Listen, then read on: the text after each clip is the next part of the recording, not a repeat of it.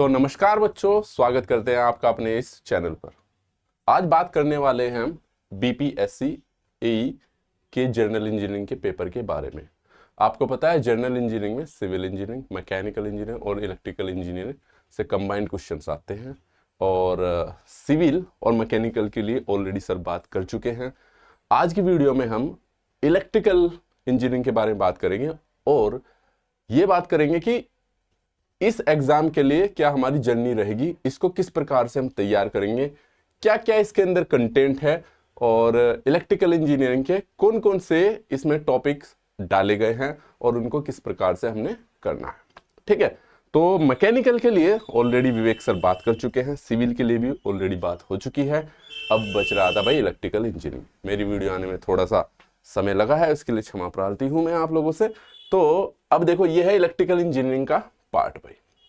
Electrical engineering में अब देखो इन्होंने तो दे दिया है भाई, मैं इसमें ये भी बताऊंगा कि इस वाले टॉपिक को, यानी कि जो इलेक्ट्रिकल इंजीनियरिंग का पार्ट है, इसको कैसे कवर करना है और इसमें हम क्या करने वाले हैं।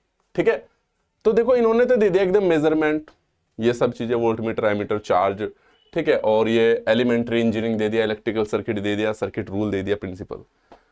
ठीक है, तो इन्होंने भाई जो टॉपिक दिए हैं वो अगर आप इस सीक्वेंस में पढ़ोगे, ठीक है, तो बिल्कुल भी समझ में नहीं आएगा। ठीक है, शुरू में कुछ बेसिक चीज पढ़नी पड़ेगी और फिर स्टेप बाय स्टेप चीजों को आपको समझना है, क्योंकि इसके हिसाब से जाओगे एकदम आपसे एमीटर के बारे में चले जाओगे तो समझ में आएगा ही नहीं। ठीक है, और आपके पास ये है एनर्जी मीटर है। ठीक है, इन सब चीजों के मेजरमेंट का पोर्शन है। तो सबसे पहले हमें इलेक्ट्रिकल की जो बेसिक क्वांटिटी है, जो बेसिक टर्म्स हैं, उनको समझना होगा। मैं बता दूं कि भाई जो नॉन इलेक्ट्रिकल स्टूडेंट है, जैसे सिविल के हो गए, मैकेनिकल के हो गए, उनके लिए थोड़ा टफ पड़ेगा इलेक्ट्रिकल इंजीनियरिंग, लेकिन सेम यही प्रॉब्लम आपके पास मैकेनिकल वालों के लिए भी है। ठीक है, इलेक्ट्रिकल वालों के लिए सिविल और मैकेनिकल टफ पड़ेगा, सिविल वालों के लिए अदर टू ब्रांच। तो ऐसा नहीं है कि किसी के लिए टफ है, किसी के, सबके लिए बैलेंस है, बट इसमें जीतेगा वही जो तीनों के उसको बैलेंस करके चलेगा, तीनों के सिलेबस को पढ़ पाएगा। क्लियर है? तो देखो भाई इन्होंने तो दे दिया है एलिमेंट्री इंजीनियरिंग में ये इलेक्ट्रिकल का पार्ट है भाई। तो मैं बता दूं इसमें टोटल अगर मैं देखूं, जैसे कि हम इलेक्ट्रिकल पढ़ाते हैं, तो 3 से 4 बुक के कंटेंट को इसमें कवर किया गया, जिसमें आपका बेसिक इलेक्ट्रिकल है, दूसरा मशीन है और तीसरा हल्का सा मेजरमेंट डाला गया है। तो और एक जो चौथी बुक है वो है बेसिक इलेक्ट्रॉनिक्स। तो कहीं ना कहीं 4 बुकों का इसमें कॉम्बिनेशन डाला गया है और कोई सा भी टॉपिक कहीं से भी उठा के कैसे भी इन्होंने पुट कर रखा है। ठीक है, लेकिन इस वाले सिलेबस को हम चलेंगे बिल्कुल एक सीक्वेंस से सॉल्व करते हुए। सबसे पहले बेसिक पढ़ेंगे और इस पे हमने एमसीक्यू क्वेश्चंस पिछली बार कराए थे, जो बीपीएससी वाइस प्रिंसिपल के एग्जाम थे, उसमें केवल हमने एमसीक्यू कराए थे, बट समय कम था। बट इस बार हम बिल्कुल इसको जीरो से स्टार्ट करेंगे, जीरो से लेके मतलब कॉन्सेप्ट के साथ समझेंगे और फिर उस पर एमसीक्यू भी कराएंगे। तो कंप्लीट पैकेज मिलेगा इस बार आपको। ठीक है, तो मैं बता दूं इसमें देखो भाई क्या क्या दे रखा है, इसमें कौन सी चीज हम कहां से स्टार्ट करेंगे। ठीक है, इसमें एक सेकेंड मार्क ले लो जरा, मार्क करने का इसमें, अगर ठीक है हो गया, ओके। चलिए तो भाई आपके पास एलिमेंट्री, तो देखो सिंपल सी बात है, इसमें क्या है, आपके पास इलेक्ट्रिकल सर्किट दे दिया है, सर्किट रूल दे दिया है, प्रिंसिपल ऑफ सुपरपोजिशन दे दिया है आपके पास, ये meaning of series, parallel collection, resistance, capacitance. ठीक है, अगर मैं इस पूरे पार्ट की बात करूं, इसकी बात यहां पर, तो ये आता है आपके पास बेसिक इलेक्ट्रिकल इंजीनियरिंग का पार्ट, बेसिक इलेक्ट्रिकल इंजीनियरिंग का पार्ट। अब इसमें सबसे पहले हमें क्या पढ़ना है, ऐसे तो इलेक्ट्रिकल सर्किट दे दिया, तो इलेक्ट्रिकल सर्किट तो भाई अपने आप में बहुत वाइड टॉपिक है, केवीएल, केसीएल, लेकिन उससे पहले आपको बेसिक सी चीजें समझनी पड़ेगी, वोल्टेज, करंट, इन सब के बारे में। तो इनकी बेसिक बेसिक टर्मिनोलॉजी पढ़ेंगे हम, और जितना आपके लिए जरूरी है उतना ही पढ़ेंगे, ऐसा नहीं कि डिटेल में जाएंगे यहाँ पे, क्योंकि यहाँ पे जनरल इंजीनियरिंग का कोर्स है, ना कि इलेक्ट्रिकल की डेप्थ में जाना है आपको। ठीक है, वो जो इलेक्ट्रिकल वाले उन्हें डेप्थ पता ही रहेगी, जैसे आप सिविल वाले होंगे तो आपको सिविल की डेप्थ पता रहेगी, मैकेनिकल वालों के लिए मैकेनिकल। ठीक है, तो यहां से ये अगर पूरा पोर्शन देखा जाए तो ये पूरा बेसिक इलेक्ट्रिकल में कवर हो जाता है आपके पास। ठीक है, अब जैसे सीरीज पैरेलल है, सबसे बेसिक फंक्शन यही होता है, यहीं से स्टार्ट करेंगे हम। ओके। फिर यहाँ पे आता है जंक्शन ट्रांजिस्टर। देखो इन्होंने direct junction transistor, junction diode, ठीक है, इस तरीके से पढ़ोगे तो बिल्कुल भी समझ में नहीं आएगा। सबसे पहले सेमीकंडक्टर फिजिक्स पढ़ते हैं, उसके बाद डायोड पढ़ा जाता है। तो ऐसा नहीं कि डायोड आप डायरेक्ट में डायोड पढ़ाना स्टार्ट करूंगा तो आपको समझ में आ जाएगा। उसके लिए आपको सेमीकंडक्टर फिजिक्स पढ़नी पड़ेगी, देन आपको डायोड समझ में आएगा। और फिर जब डायोड समझ में आ जाएगा तो ट्रांजिस्टर ऑटोमेटिक आ जाएगा। तो इसको भी इस पैटर्न में चलेंगे हम लेके, ठीक है। तो यहां तक अगर मैं डायोड और equivalent circuit, common ammeter, electrical circuit, तो ये वाली जो दूसरी बुक की बात करूं मैं, हो जाती है, ये हो जाती है मेरा बेसिक इलेक्ट्रॉनिक्स का पार्ट। बेसिक इलेक्ट्रिकल दे दिया और बेसिक इलेक्ट्रॉनिक्स का पार्ट दे दिया आपको। बुक नंबर 2 की अगर मैं बात करता हूं यहां पर तो, ठीक है। हालांकि इसको इस सीक्वेंस में बिल्कुल, अगर आप सबसे पहले ट्रांजिस्टर पढ़ने लग गए तो बिल्कुल समझ में नहीं आएगा। जिन्होंने भाई 12th में पढ़ रखा बहुत अच्छे से, उसमें कोई दिक्कत नहीं, लेकिन जो बिल्कुल जीरो से स्टार्ट कर रहा हूं उसके लिए बता रहा हूं। अगली बात आती है magnetic effect of electric current.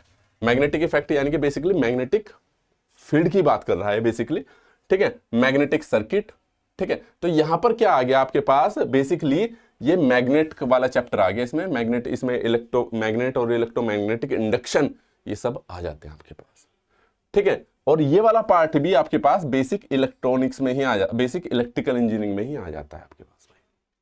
Clear है। तो इस वाले पार्ट को भी हम बेसिक इलेक्ट्रॉन, इसको मैं बता रहा हूं कि कितनी बुक करेंगे, किस नाम से करेंगे और कैसे कैसे हम करेंगे, ठीक है। वो पूरी प्लानिंग बता रहा हूं मैं आपको। फिर आता है इंडक्शन ट्रांसफॉर्मर। बेसिकली ट्रांसफॉर्मर है, ट्रांसफॉर्मर एज ए सर्किट, ये मशीन का पार्ट है। ट्रांसफर ऑफ इलेक्ट्रोमैग्नेटिक एनर्जी, ठीक है। और ये है आपके पास DC working of motor and generator. Basically DC machine आ गया आपके पास, और working of AC motor and generator. तो यहां पे भाई मैं बता दूं आपके पास तीसरी बुक आ जाती है आपके पास मशीन,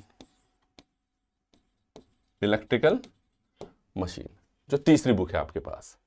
तो अगर मैं मशीन की बात कर रहा हूं तो मशीन में भी दो होती है आपके पास, DC machine, AC machine.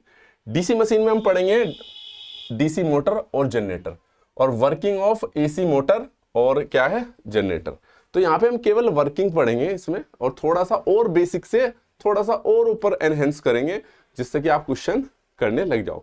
Syllabus मैंने देखा है आपका, और क्वेश्चन भी देखे, बहुत बेसिक से क्वेश्चन आ रखे, तो जो आपका पुराना एग्जाम था भाई। क्लियर है। तो ये हो गया भाई आपके पास तीसरा मशीन। मशीन में भी हम दो मशीन पढ़ेंगे, एक डीसी और एक एसी मशीन। क्लियर है।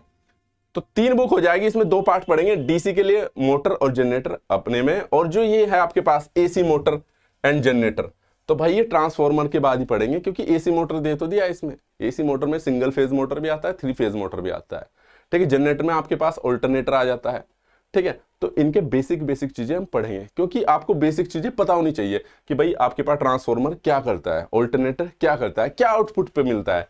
तो बस बेसिक टर्मिनोलॉजी है इसमें। ऐसा नहीं कि आप इनके फेजर डायग्राम डेप्थ में पढ़ रहे हैं, जैसा कि इलेक्ट्रिकल में हम बिल्कुल डेप्थ में जाके पढ़ते हैं। तो केवल इतना पढ़ना है जो आप जनरल इंजीनियरिंग में क्वेश्चंस को सोल्व कर पाओ। इतना नहीं पढ़ना है कि आपको पूरा इलेक्ट्रिकल ही, फिर तो भाई आपको पूरा इलेक्ट्रिकल का कोर्स ही पढ़ना पड़ेगा, ठीक है। तो सबको सबका बेसिक आना चाहिए। बुक भी देखोगे तो उसमें बेसिक ही है आपके पास। क्लियर है भाई। तो ये हो गया आपके पास बुक नंबर 3 जो कि मशीन हो गया, डीसी और एसी। अब आ जाते हैं चौथा पार्ट है आपके मेजरमेंट, ठीक है। इसमें जब ये सब चीजें आप पढ़ लोगे तो भाई एमीटर आ जाएगा, वोल्ट मीटर आ जाएगा, charge meter, insulation tester, energy meter, इन सब के बारे में। तो चौथी बुक हो जाती है आपके पास मेजरमेंट, ठीक है। मेजरिंग इंस्ट्रूमेंट, ठीक है, या मेजरमेंट भी बोल सकते हो आप, बेसिकली इंस्ट्रूमेंट के बारे में ही पढ़ते हो। तो टोटल मिला के इलेक्ट्रिकल की 4 बुकों को इसमें कंसीडर किया गया है। अगर मैं इसको और थोड़ा डिटेल में जाऊं तो मशीन भी, डीसी मशीन, एसी मशीन, ये भी अलग अलग बुक होती है। तो ओवरऑल 5 बुक से आपका कंप्लीट इलेक्ट्रिकल इंजीनियरिंग का पार्ट इन्होंने रखा है, सिलेबस के हिसाब से जा रहे हैं। और इसमें ऐसा नहीं है कि भाई आप अपने आप में मान लो मशीन पढ़ने लगे, डेप्थ में पढ़ने लगे, तो डेप्थ में जाना तो यहाँ पागलपंती रहेगा, ठीक है। डेप्थ में तो फिर बिल्कुल आपको पूरी मशीन ही पढ़नी पड़ेगी। इसके वैसे ही 40-45 लेक्चर में होती है, तो इतना पढ़ोगे तो फिर तो काम हो गया आप लोगों, ठीक है। हमें बस ये पढ़ना है कि ऑल्टरनेटर के बारे में बेसिक फंक्शन पता होने चाहिए, वो क्या आउटपुट वोल्टेज दे रहा है, किस तरह के कनेक्शंस होते हैं और वो कैसे काम करता है, हर चीज के बारे में बेसिक पढ़ना है। तो ये जनरल इंजीनियरिंग का वो है। क्लियर है, ठीक है। तो इस प्रकार से भाई अब ये रह गया आपके पास, ये तो हो गया हमारे पास थ्योरी वाला पार्ट जिसको हम कवर करेंगे लेक्चर्स के जरिए। क्लियर है?